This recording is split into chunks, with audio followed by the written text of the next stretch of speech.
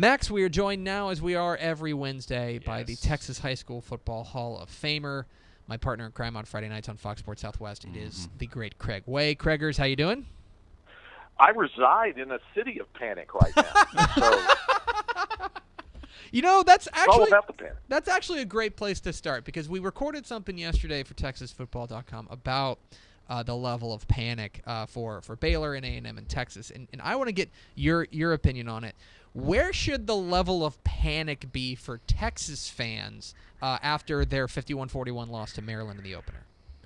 Well, Tep, I'm not sure where it should be. I can tell you where it is. It's on about an 8.6 right now. Yeah. It's the way of things. That's how it's always been. No matter. I mean, I can remember when the year that Texas won the national championship in 2005, there were people grumbling after the 52-10 or the 60-3, whatever it was, season opening win over Louisiana Lafayette. I mean, there will always be that level of unrealistic concern, or in some cases realistic, but it'll just be ratcheted up by a great deal. And again, this is an absolute 100% true story. When I signed off from the Rose Bowl game and the win over USC to win the national championship, when they won the national title after the 2005 season, I was getting into the rental car. I had to drive back to the hotel, and I dialed into a radio station, our flagship station's coupler number, where you listen to what's going on the air. Just wanted to see what all the celebration was about and everything. And they were taking calls, and there were actually 2 or 3 calls from people saying, "Yeah, but our defense it didn't look that good. We gave up 38 points to USC.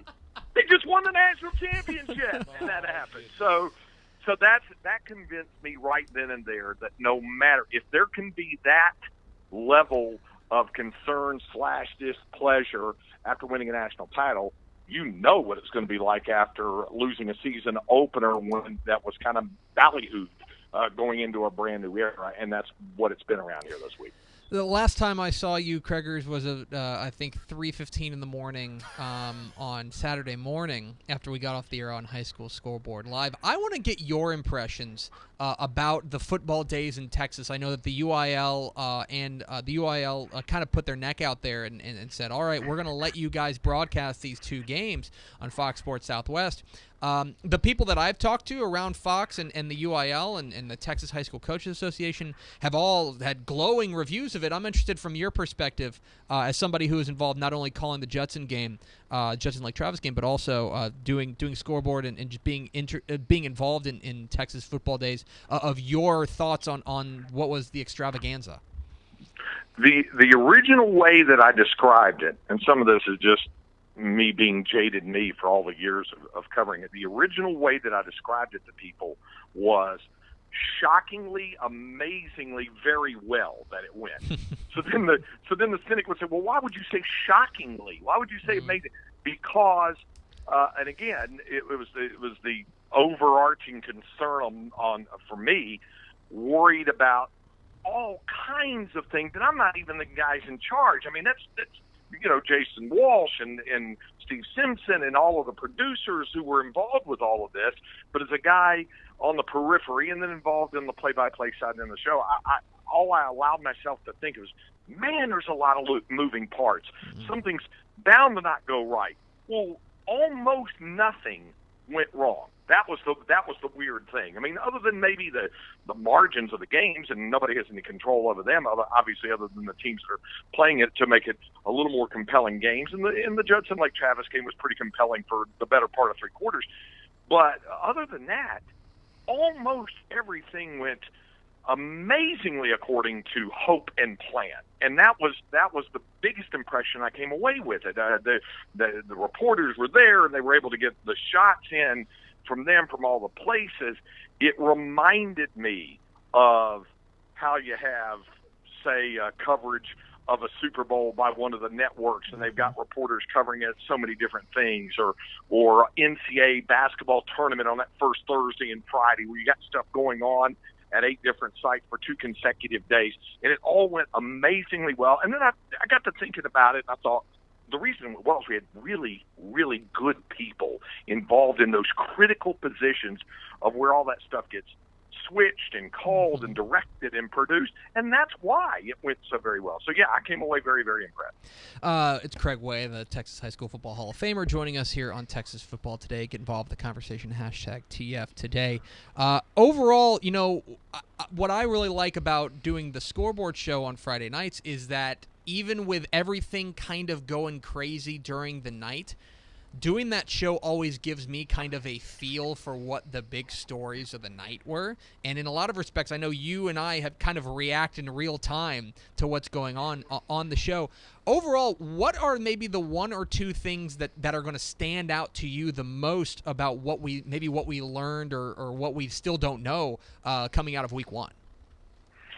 I think that's the better thing. And you and I have talked about this, the what we still don't know. We don't know exactly how challenging the situation is going to be for the defending 6A Division I state champions with their defense. I had Hank Carter on my show this morning talking about it. He said, we got a lot of guys that got to grow up. A lot of guys that got, that sort of stuff. He said, young guys, but I think we'll get there. But we don't know the answer to that question yet. We don't know exactly how terrific Judson might be, if only because of what I just mentioned with the Lake Travis. But that is to take absolutely nothing away from Julian Williams and what Judson did. So that's one takeaway from that.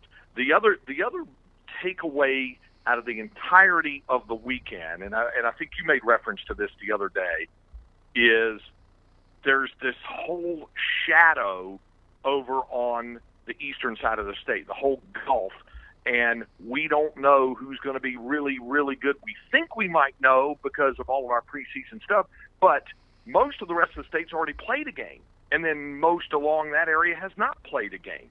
So we think Katie's going to be really, really good. We think there's going to be some other teams out of the greater Houston area that are going to be really good.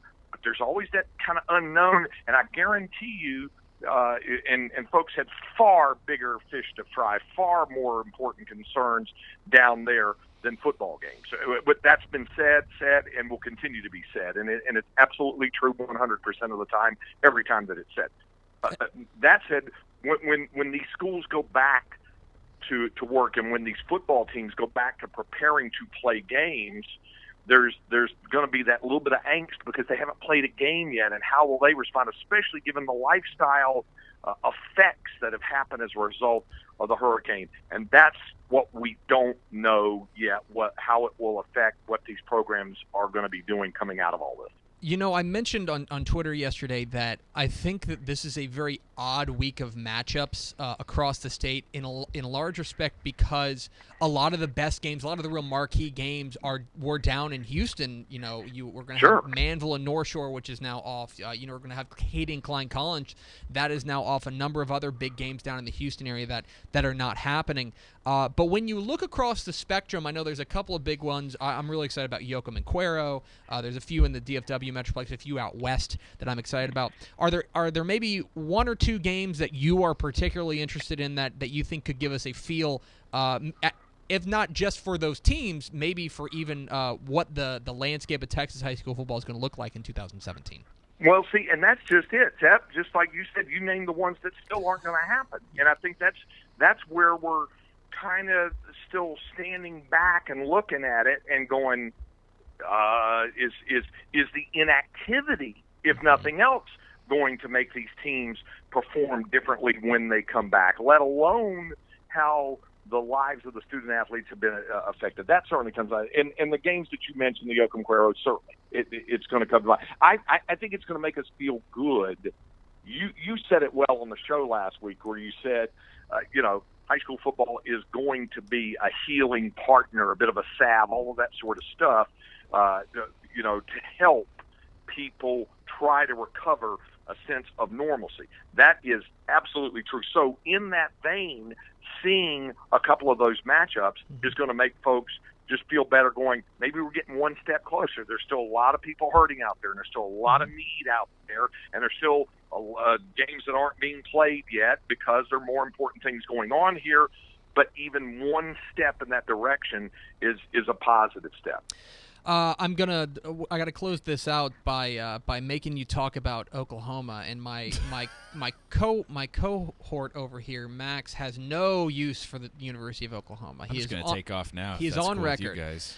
Yesterday we brought up the point that they played in their win over UTEP. Oklahoma played 3 quarterbacks who I think had a combined 5 incompletions. And all 3 of them were Texas high school football products. You had Baker Mayfield from Lake Travis, you had Kyler Murray from Allen, and then you had the great Tanner Schaefer from Canadian. Does that hurt your heart as much as it hurts Max's heart? Probably not. If for no other reason, because I have good memories of calling games that all those guys played in, and they were all state champions. Yeah. As well. So I mean, it's a big part of that now. It was explained to me a long time ago. I guess it was Matt Brown who first told me about it. He said there's going to be in the neighborhood of 350 to 400 really good, recruitable Division I college football athletes, or at least 350 to 400 really good college football recruitable athletes, whether it's Division I FBS or FCS or whatever. There's going to be that, and each school's going to be limited, to your 25 or whatever, give or take 1 or 2, depending on your scholarship situation at the time. So there's going to be many that are going to go their own way. Remember, Baker Mayfield started off at a school in Texas, and then wound up going to Oklahoma. And we know about the route that Tanner Schaefer was going to have to take, and Kyler Murray started off at a school in the state of Texas. So but even if they hadn't, there's just going to be a lot that are going to go on, and they're going to play. I was watching as all of us were, the A&M UCLA game the other night, watching Soso Jamabo the other night for UCLA, thinking what an outstanding running back he was at Plano West, and he kind of got his decision down to UCLA in Texas, I guess among others, whatever, and then he elected to go with UCLA. There's going to be some kids that, for whatever reasons, real or imagined or whatever, that to go somewhere outside the state of Texas. It's a fact of life. It's been happening a long time, and now that there are more recruitable student athletes than ever before, and there are more FBS programs and Division I programs than ever before across the country, there's more options. Yeah, but I don't have to like it. Yeah, I don't have to like it either. I didn't say you had to like it. I just said it's happening. He is Craig Way. He is the Texas High School Football Hall of Famer. Follow him on Twitter at CraigWay1, and make sure you see his fine work Friday night, 11 o'clock, on the newly expanded High School Scoreboard Live. Craig, always appreciate your time, and maybe get some sleep this week leading up to week 2, because based on recent history, sleep's just not going to happen on Friday nights for us. A little overrated. I've always felt that way about sleep, especially on the weekend. But I'm looking forward to seeing you have a better effort with the crumpled newspaper toss at the end of the show. I mean, it's kind of gone, a little bit of the wounded duck the last couple of times. Listen, I want to see a good, strong, solid effort out of you. Listen, it's non-district for all of us. Okay, it's non-district for all of us. That's true. Appreciate it, Craig. All right, take care. We'll see you.